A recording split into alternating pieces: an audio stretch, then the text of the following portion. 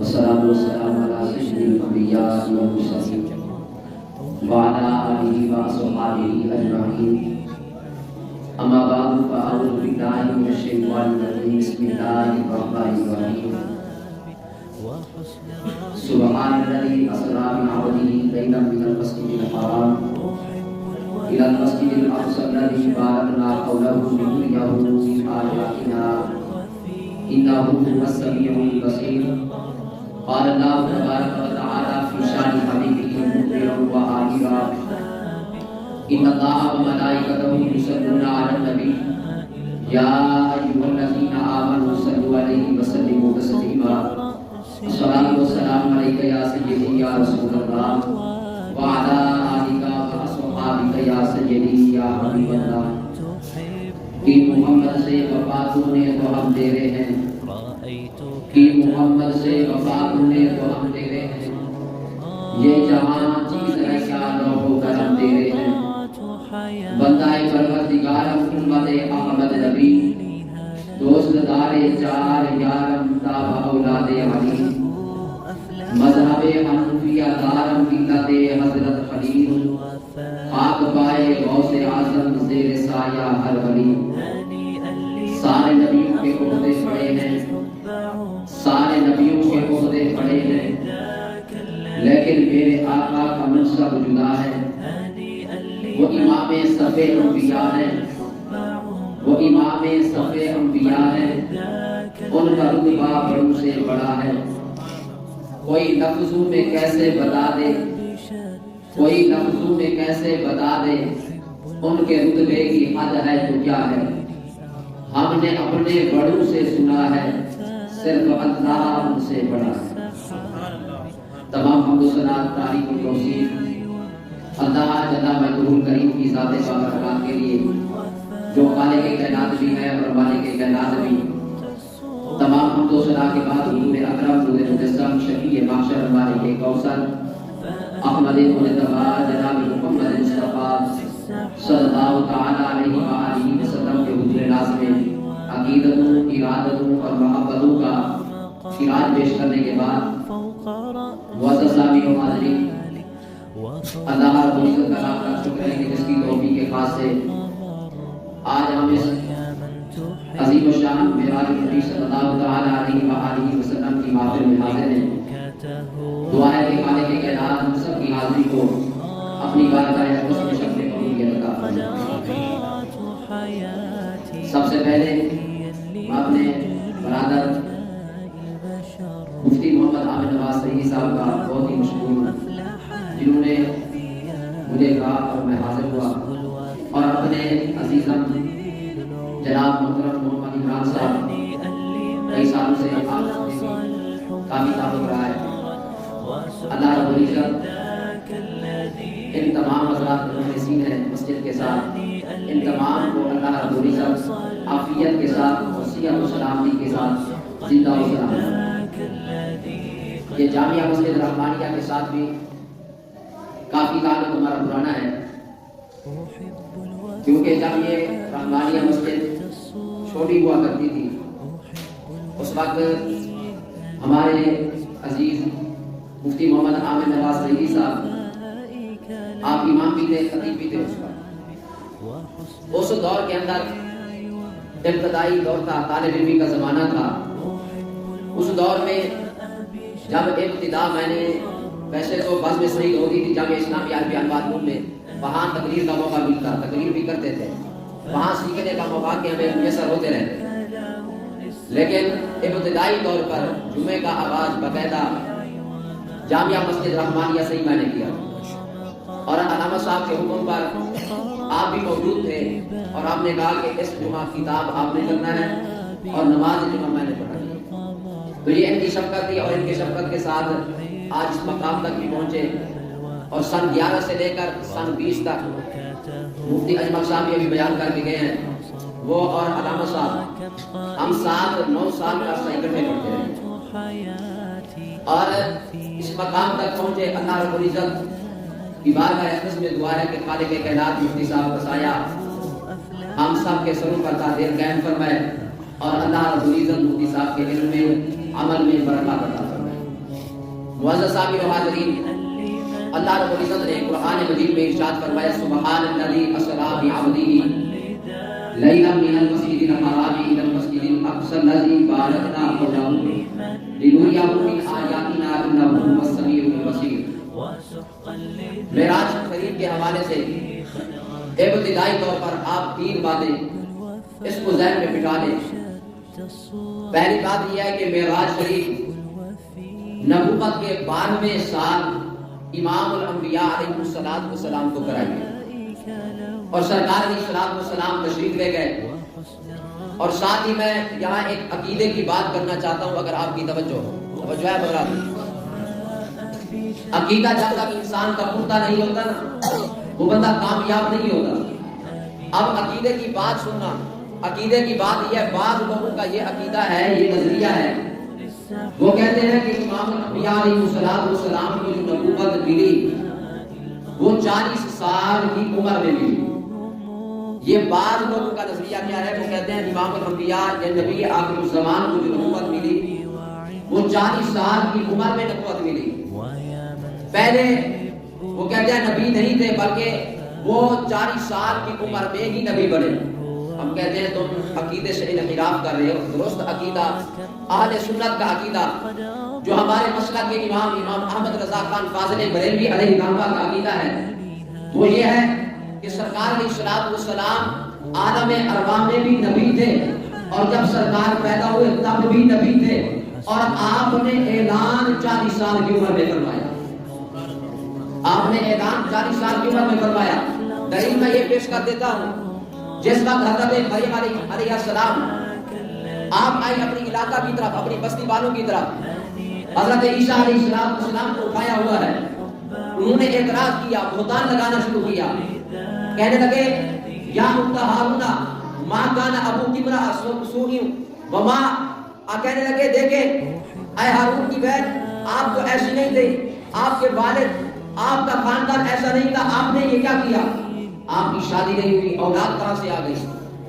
تو اس وقت جب بہتان لگا تو حضرت مریم علیہ السلام نے کیا کیا کہ فاشارت الیہ، آپ نے اشارہ کیا، کہنے لگی قالوا، وہ قوم والے جب آپ نے اشارہ کیا بچے کی طرف کہ یہ بچہ بتلائے گا کہ یہ کہاں سے آیا، وہ کہنے لگے قالوا کیف نکلم، یہ بچہ کیسے کلام کرے گا، من کان فی المہد صبیا، ابھی تو یہ پنگوڑے میں ہے، چھوٹا بچہ کیسے بات کرے گا؟ تو اسی وقت حضرت عیسیٰ علیہ السلام بول اٹھے، اور رب کا کلام ہے، وہ کہنے لگے قال انی عبد اللہ، اے لوگوں میں اللہ کا بندہ ہوں، آتانی الکتاب، مجھے کتاب بھی عطا کی گئی، وجعلنی نبیا، مجھے نبی بھی بنا دیا گیا۔ میں نے کہا حضرت عیسیٰ علیہ السلام ہوں، ان کو پتہ ہو کہ میں نبی بھی ہوں، مجھے کتاب بھی دی گئی، اور ادھر امام الانبیاء کی باری ہے تو تم کہتے ہو نہیں نبوت 40 سال کی عمر میں ملی۔ میں کہتا ہوں 40 سال کی عمر میں نہیں ملی، نبی علیہ السلام عالم ارواح میں بھی نبی تھے، اور سرکار کی جب ولادت ہوئی تب بھی نبی تھے، آپ کو حکم جب ہوا آپ نے اعلان 40 سال کی عمر میں فرمایا۔ حضور کے غلاموں، پہلا یہ ذکر تھا کہ معراج شریف کے حوالے سے کہ سرکار علیہ السلام کو معراج نبوت کے 12ویں سال ہوا، اور نماز بھی ساتھ یہ بھی بتلا دیتا ہوں کہ نماز جو فرض ہوئی وہ بھی نبوت کے 12ویں سال فرض ہوئی، اور سرکار علیہ السلام جب معراج شریف کی طرف تشریف لے گئے، اس وقت کا عالم یہ تھا کہ سرکار کو جو معراج ہوا وہ جسم اور روح دونوں کے ساتھ ہوا۔ بعض لوگوں کا نظریہ عقیدہ یہ ہے کہ وہ کہتے ہیں سرکار کو خواب میں معراج ہوا، سرکار جسم کے ساتھ اوپر تشریف نہیں لے گئے۔ اہل سنت کا یہ عقیدہ ہے کہ امام الانبیاء علیہ السلام کو جو معراج شریف ہوا، سرکار اپنے جسم اور روح دونوں کے ساتھ اللہ رب العزت کی بارگاہ اقدس میں پہنچے۔ اور تیسری بات جو میں ذکر کرنا چاہتا ہوں وہ یہ ہے کہ سبحان الذی اسری بعبدہ لیلا من المسجد الحرام الی المسجد الاقصی، معراج شریف شروع ہوا مکہ سے لے کر مسجد اقصی تک، یہ قرآن مجید بیان کر رہا ہے۔ مسجد حرام سے لے کر مسجد اقصی تک یہ جو معراج کا حصہ ہے، اس کا ذکر قرآن مجید میں موجود ہے۔ اگر کوئی اس کا انکار کرتا ہے تو وہ بندہ دائرہ اسلام سے خارج ہو جاتا ہے، حتیٰ کہ وہ بندہ کافر بن جاتا ہے۔ کیوں؟ قرآن کا انکار کرنا یا قرآن کے کسی ایک لفظ کا بھی انکار کرنا بندے کو اسلام سے خارج کر دیتا ہے۔ اگر کوئی بندہ یہ انکار کرے معراج کا جو مسجد حرام سے لے کر مسجد اقصی تک ہے، یہ سلسلہ قرآن سے ثابت ہے، جب یہ قرآن سے ثابت ہے اور اس کا منکر جو ہے وہ کافر بن جائے گا۔ اور آگے والا ذکر مسجد اقصی سے لے کر آگے سدرۃ المنتہا سے آگے وہ جو صحیح احادیثیں ہیں ان سے ثابت ہے، اگر اس کا کوئی انکار کرتا ہے وہ کافر نہیں بنے گا بلکہ وہ گمراہ بن جائے گا۔ دونوں کے اندر فرق سمجھ لیں۔ مسجد حرام سے لے کر مسجد اقصی تک یہ جو سیر ہے، یہ جو معراج کا حصہ بیان ہوا، یہ قرآن نے بیان کیا۔ جب قرآن نے اس عقیدے کو بیان کیا تو جو اس کا منکر ہوگا، جو اس کا انکار کرے گا، اب وہ کافر بن جائے گا۔ اور دوسرا ہے مسجد اقصی سے لے کر لامکان تک، وہ آگے والا ذکر صحیح احادیث سے ثابت ہے، وہ تعمیدہ جو احادیث ہے ان سے ثابت ہے۔ اگر کوئی ان کا انکار کرتا ہے تو پھر وہ بندہ خود گمراہ بنے گا، کافر نہیں کہلائے گا۔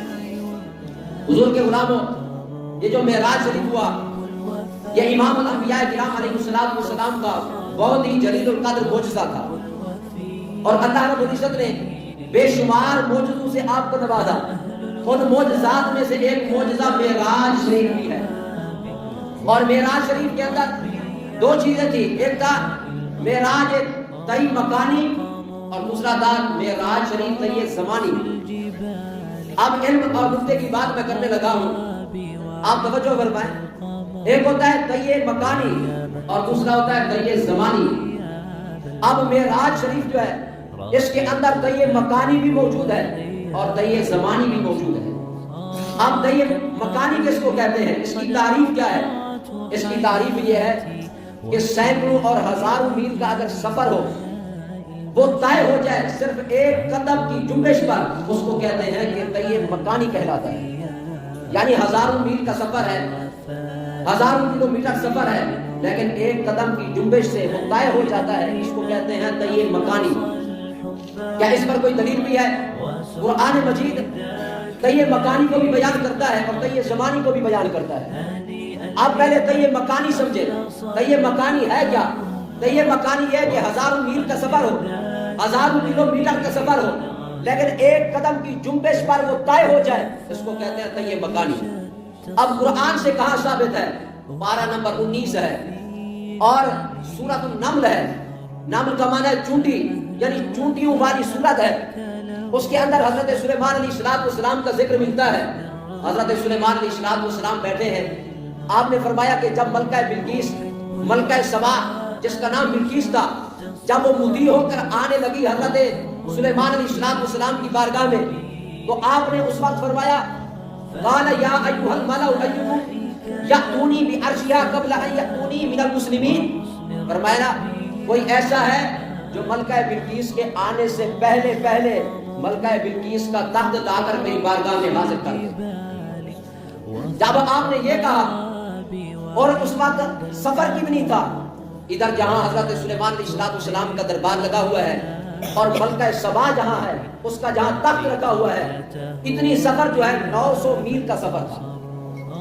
جہاں تخت لگا ہوا ہے ملکہ بلقیس کا، ادھر بیٹھے حضرت سلیمان علیہ السلام، ان دونوں کے درمیان جو فاصلہ ہے وہ 900 میل کا فاصلہ ہے۔ آپ نے فرمایا کوئی ہے میری بارگاہ میں وہ تخت پیش کر دے۔ اب مفسرین کرام فرماتے ہیں کہ ملکہ بلقیس سبا سے چلتے چلتے اب 3 میل کا فاصلہ ہے سلیمان علیہ السلام کی بارگاہ میں پہنچنے کا۔ اب جب پہنچنے والی ہے 3 میل کا فاصلہ باقی رہ گیا، اب آپ حکم دے رہے ہیں کہ 9 میل کا فاصلے سے تخت اٹھاؤ اور میری بارگاہ میں پیش کر دو۔ یہ کیسے ہو سکتا تھا؟ لیکن قرآن مجید بیان کرتا ہے قال عفریت من الجن، ایک طاقتور ہیکل اور مضبوط جن کھڑا ہو گیا۔ وہ عرض کرنے لگا حضور میں تخت لے آتا ہوں 900 میل کے فاصلے سے، لیکن کتنی دیر میں لوں گا؟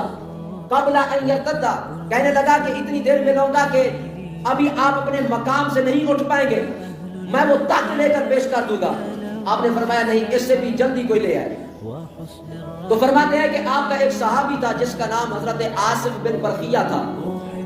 حضرت آصف بن برقیہ کھڑے ہوئے عرض کرنے لگے حضور میں وہ تخت لے آتا ہوں، اور تخت لا کر آپ کی بارگاہ میں پیش کر دیتا ہوں۔ آپ نے فرمایا کتنی دیر لگے گی؟ اس نے عرض کی حضور آپ کی آنکھ جھپکنے سے پہلے میں وہ تخت آپ کی بارگاہ میں پیش کر دوں۔ ملکہ سبا آ رہی ہے، 3 میل کے فاصلے سے حضرت سلیمان علیہ السلام کی بارگاہ میں پہنچنے والی ہے، اور جو تخت پڑا ہوا ہے سبا میں وہ 900 میل کا فاصلہ ہے، لیکن حضرت آصف بن برقیہ کہہ رہے ہیں میں آنکھ جھپکنے سے پہلے وہ تخت پیش کر دوں گا۔ یارو مجھے بتاؤ آنکھ کو جھپکنے میں کتنی دیر لگتی ہے؟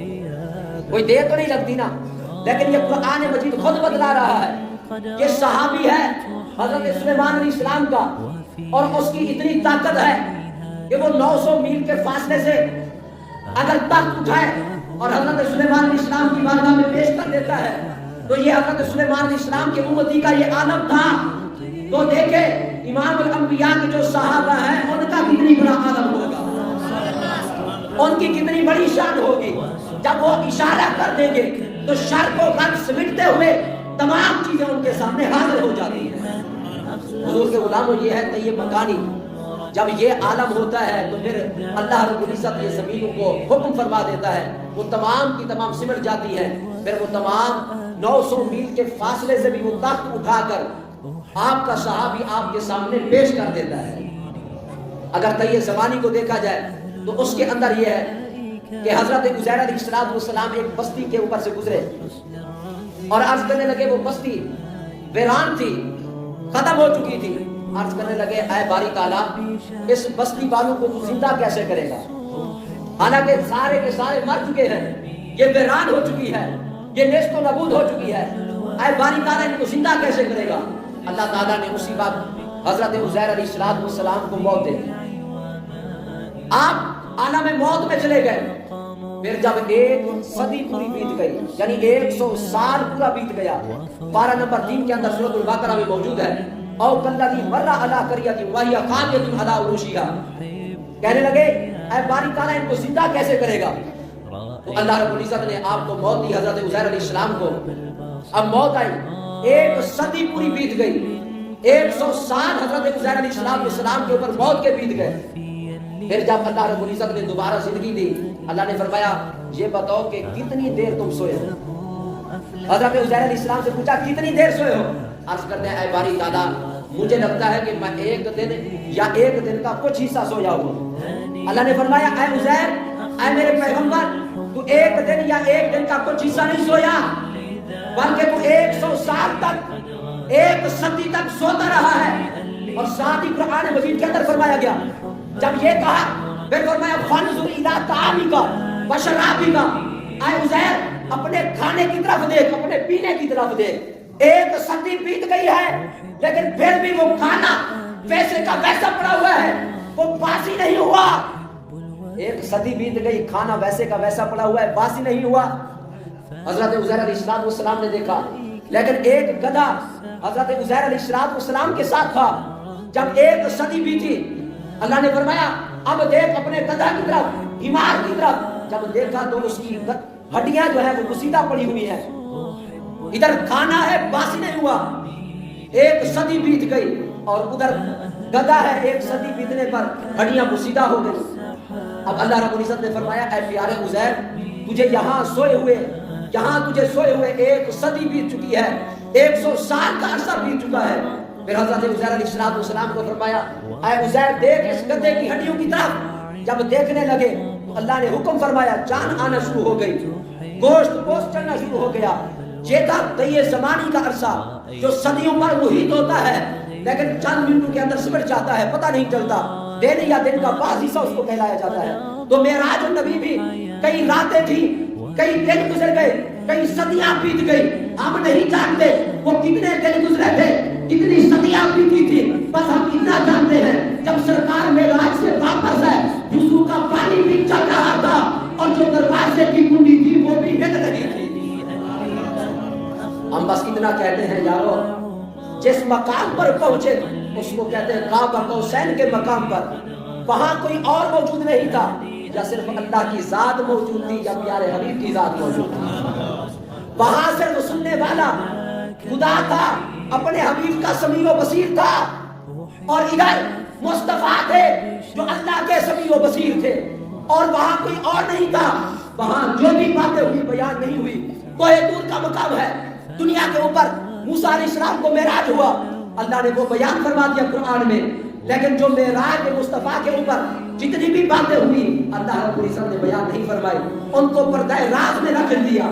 اور یہ مسجد حرام سے لے کر مسجد اقصیٰ تک، مسجد اقصیٰ وہ ہے جب امام الانبیاء کرام علیہ السلام 16 یا 17 مہینے تک سرکار علیہ السلام مسجد اقصیٰ کی طرف رخ کر کے نماز پڑھتے رہے۔ نبوت کے 12ویں سال نماز فرض ہوئی، 16 یا 17 ماہ امام الانبیاء علیہ السلام رخ کر کے نماز پڑھتے رہے۔ اور سرکار جب آپ تشریف لے آئے مکہ کی طرف، مکہ سے مدینہ کی طرف، تو یہودیوں نے کہا آپ اپنی شریعت کا اعلان کرتے ہیں اور اپنے دین کا اعلان کرتے ہیں، لیکن کیا کرتے ہو کہ ہمارے قبلے کی جانب رخ کر کے نماز کیوں پڑھتے ہو؟ تانا دینے لگے۔ تو اللہ رب العزت کی بارگاہ اقدس میں سرکار علیہ السلام نماز ظہر پڑھ رہے تھے یا عصر پڑھ رہے تھے کہ سرکار نماز پڑھ رہے ہیں، یہودیوں نے تانا دیا اپنی شریعت ہے اور سارا کچھ اپنا اعلان کرتے ہو، لیکن قبلے ہمارے کی طرف، بیت المقدس کی طرف، مسجد اقصیٰ کی طرف رخ کر کے نماز پڑھتے ہو۔ جب یہ بات آئی تو امام الانبیاء علیہ السلام نماز پڑھتے ہی قد نرا تقلب وجهك في السماء فلنولينك قبلة ترضاها، جب امام الانبیاء نماز ادا کر رہے تھے آپ اپنا رخ انور بار بار آسمان کی طرف اٹھا رہے تھے، جیسے آسمان کی طرف اٹھا رہے تھے اللہ نے اسی کو قرآن بنا دیا، پارہ نمبر 2 کی ابتدا کے اندر رکھ دیا، فرمایا قد نرا تقلب وجهك في السماء، اے پیارے حبیب ہم آپ کے چہرے کا بار بار آسمان کی طرف اٹھنا دیکھ رہے ہیں، فَلَنُوَلِّيَنَّكَ قِبْلَةً تَرْضَاهَا، اے پیارے حبیب جدھر اپنا رخ کر لوگے ہم تمہیں راضی کر دیں گے، وہی تمہارا قبلہ بنا دیں گے۔ سرکار نے نماز کی حالت میں اپنا رخ چینج کیا اور کعبے کی طرف کر لیا، آج سے اسی دن سے لے کر آج تک ہمارا کعبہ قبلہ بنا ہوا ہے۔ حضور کے غلاموں، یہ امام الانبیاء کی عظمت ہے۔ ساری دنیا اللہ کی رضا چاہتی ہے لیکن اللہ مصطفیٰ کی رضا چاہتا ہے۔ وَأَنَا سَوْفَ يُعْطِيكَ رَبُّكَ فَتَرْضَىٰ، اے پیارے حبیب ہم آپ کو اتنا عطا کریں گے، اتنا عطا کریں گے حتیٰ کہ آپ راضی ہو جائیں گے۔ حضور کے غلاموں، ساری دنیا رضا چاہ رہی ہے اللہ کی، اور اللہ کن کی رضا چاہ رہا ہے؟ مصطفیٰ کی رضا چاہ رہا ہے۔ حتیٰ کہ امام الانبیاء علیہ السلام معراج کی رات 50 نمازیں فرض کی گئی، لیکن سرکار کی خوشی کے لیے 5 کر دی گئی، سرکار کو خوش کرنے کے لیے۔ اور حتیٰ کہ امام الانبیاء علیہ السلام کی خوشی کی خاطر مسجد اقصیٰ سے موڑ کر کعبہ کو قبلہ بنا دیا گیا۔ وجہ کیا تھی کہ میرے پیارے حبیب مجھ سے راضی ہوتے۔ سارے نبیوں کے عہدے بڑے ہیں لیکن میرے آقا کا منصب جدا ہے، وہ امام صف انبیاء ہیں، ان کا رتبہ بڑوں سے بڑا ہے۔ کوئی لفظوں میں کیسے بتا دے کہ ان کے رتبے کی حد ہے تو کیا ہے؟ ہم نے اپنے بڑوں سے سنا ہے، صرف اللہ ان سے بڑا ہے۔ دعا ہے کہ خالق کائنات ہم سب حاضرین کو اپنی بات کا کسی شخص کو قبولیت عطا فرمائے۔ آمین و آمین و آمین۔